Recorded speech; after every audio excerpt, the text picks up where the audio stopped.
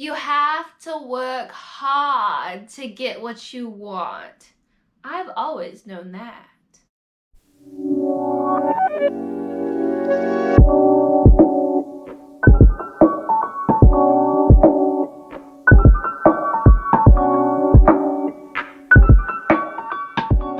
Hey y'all, I'm Sydney Brown. I help single black women just like you spend money with confidence. For the last probably 2 weeks at least, I've been obsessed with the show Inventing Anna. And the whole time I've been watching the show, I couldn't help but see that there are so many financial lessons in the show. And so I just wanted to do something a little bit different for my channel at this time and make a bonus video related to the financial lessons related to the show Inventing Anna on Netflix. So the show Inventing Anna is by Shonda Rhimes and produced by the Shonda Rhimes camp. It's about this con artist who's known by the name Anna Delvey. She's a fraudster. Well, I honestly left the show thinking, you know, if you can do all this, are you really a fraudster, girl? I think the show has a lot to say about money, women, power, and I think it's just what we need this Women's Empowerment Month. Something that's about boss chicks, even if she is a bit of a con artist. If you loved or hated the show, it doesn't matter. This video is for you. But beware, if you haven't seen the show and you don't want a bunch of spoilers, this video is going to be full of spoilers. So hang out if you probably won't watch the video anyway and just want to know what the financial lessons are. But maybe turn the video off or pause the video and come back if you plan to watch the show because it's going to be full of spoilers.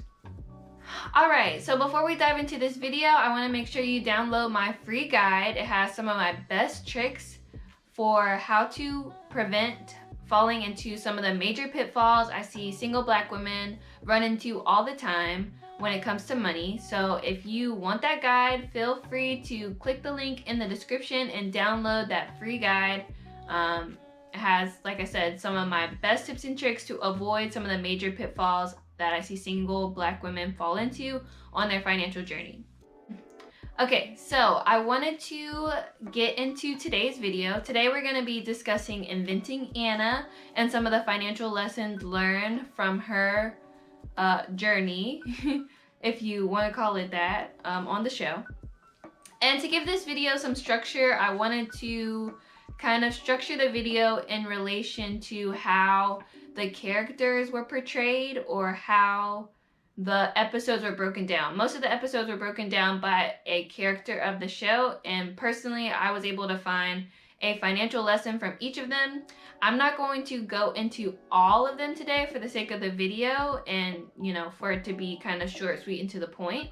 But there was a lot to say about money from this show. Okay, so let's start with Chase. Personally, Chase, I felt like should have had his own episode. I was very surprised that they never really gave Chase his own episode as the show continued to unfold.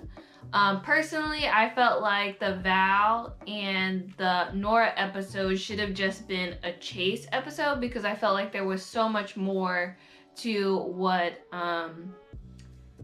Anna or the show was trying to say about Chase than they were trying to say about Nora. Well, they had a lot to say about Nora, but I felt like Val, by the end, personally, was kind of forgettable.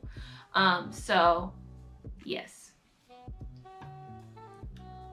So, like I said, going back to Chase, Chase is Anna's fraudster boyfriend. They are kind of like Bonnie and Clyde, partners in crime on this crime journey. I would say that Chase was mostly fronting the bill for most of Anna Delvey's lifestyle, for at least for the beginning part until she starts her business. But yeah, Chase is her fraudster boyfriend. The financial lesson really starts for me when he tells her that he's going to be going to present and crowdfund and crowdsource for his business at Open Air, which is some like techie conference that he's supposed to be like kind of portrayed as like a TED Talk sort of deal. And he's supposed to be raising money at this conference with all these people. Lo and behold, the conference is canceled, and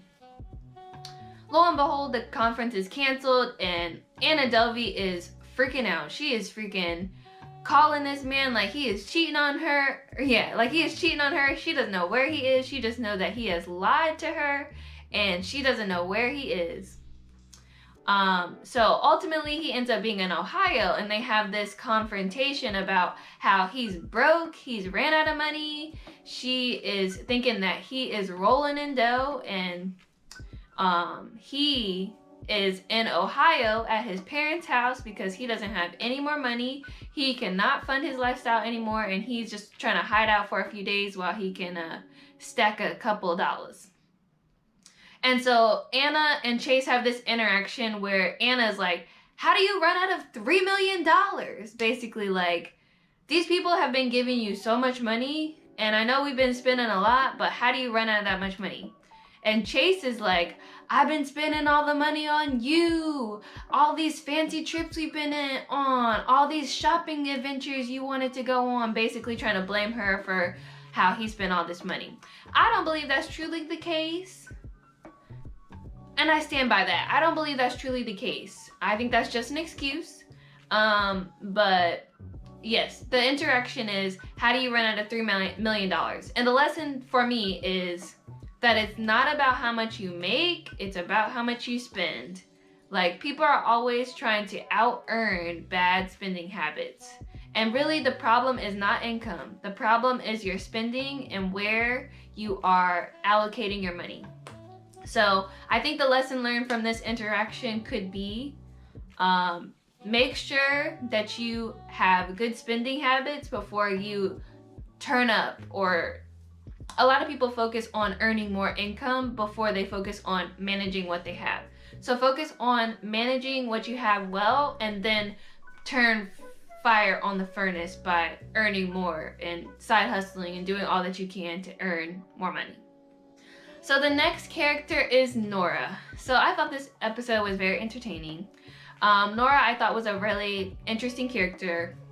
Overall, the story from her is basically, she is a mentor to Chase, who did not personally really have too much interest in Anna until she discovered, by wind of Anna, that Chase's business is broke and is about to be rock bottom.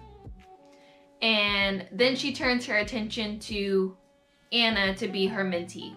There's a scene where Anna is trying to grab the attention of all these high ticket real estate agents, gallerists, curators, to start her Anna Delvey Foundation, which ultimately is her like business. And she pitches all these people, and basically they're just like, no, like, I'm not trying to get in on this. I don't want to be the first name backing this type of business. Like, don't want to be associated with it at all. However, as soon as Nora attaches her name to the vision of the Anna Delvey Foundation, all of the people that she wanted to be associated with her sign their name on the dotted line, are just like, sign me up.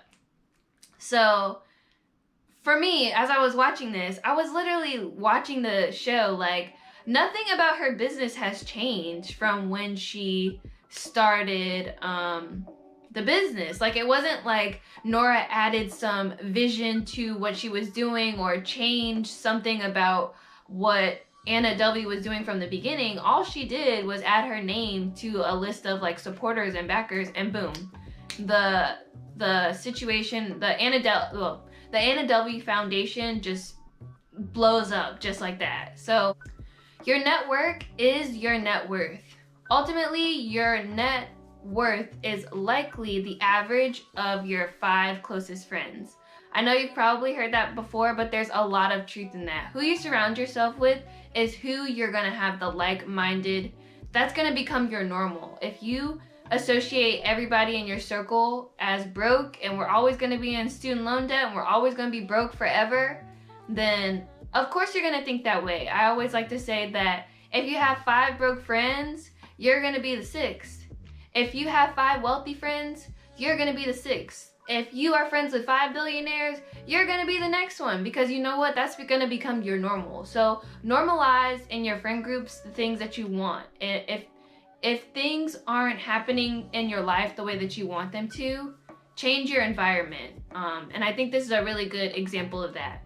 Anna was around people who were living the lifestyle that she wanted to live in some way. Even if it was in a fraudulent way, she had an environment of success around her. She had lots of rich friends. She had Nora, who was very rich.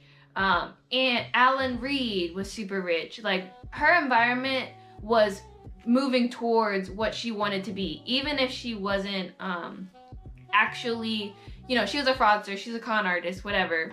But there's some reality in what she's doing, and I thought that was very inspiring. Okay, so our last character that we're gonna discuss today is Rachel. Wow, a great one. The Karen of all Karens, the ultimate Karen of the show. I don't care what y'all say, this girl is a Karen. Such a Karen. So Rachel is described as this wannabe Anna. Basically, she's living her life around Anna because she wants to be Anna. She's not really invested in Anna. She's not really a true friend like Neff is in the show. She is just there for the glitz and the glamour of Anna and who the potential of Anna could be. So ultimately, Anna, Rachel, and the fitness instructor and this other random dude go on an extravagant vacation to Morocco. Ultimately, Anna does her thing. She can never pay. I don't know why all these people assume that Anna, well, I guess for most of the time she was paying for things. So that's what I think makes her kind of a fraudster. But she can't pay. The hotel gets mad. Rachel is having this interaction where she's like, oh my god, like they're gonna come get us. It's like such a tragedy. Like, so she offers to pay for the hotel because she is scared out of her mind. These Moroccan people are gonna snatch them up and put them in jail and keep them there forever, and she's never gonna be able to live her Karen lifestyle forever. So she offers to pay. She puts her card on file at the hotel. Ultimately decides to leave, ditch the whole vacation because she's afraid of what's gonna happen to Anna. She abandons her friend, or her alleged friend, in Morocco to just do whatever she needs to do. But yeah, so when she gets back to the United States, she purposefully put her work credit card on the Morocco hotel bill. So she offered to pay. She offered up her work credit card. She voluntarily made these decisions. And yes, she does expect Anna to pay her back. However, she should not have put down her card if she was not willing to actually foot the bill for this situation. Ultimately, this situation evolves into Anna never reimbursing her for this like $30,000 expense that's on her credit card that she used her work credit card for.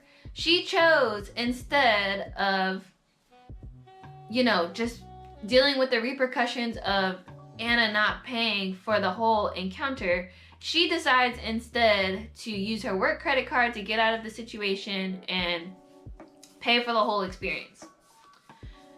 When she gets back to the States, Anna has nothing to do with her. She just keeps dodging her calls. She does her scammer thing the way that Anna does. And the wire never comes. She keeps saying it's gonna come and never comes. This ultimately ruins their friendships and puts them at odds with each other. And I think the financial lesson here for me was obvious. It is, don't offer if you're not willing to pay. If you're not willing to front the whole bill for a situation, do not offer. I think Oprah Winfrey says it best. Do not loan your friends money. Do not loan your friends money. You can give your friends money if you want to help somebody else.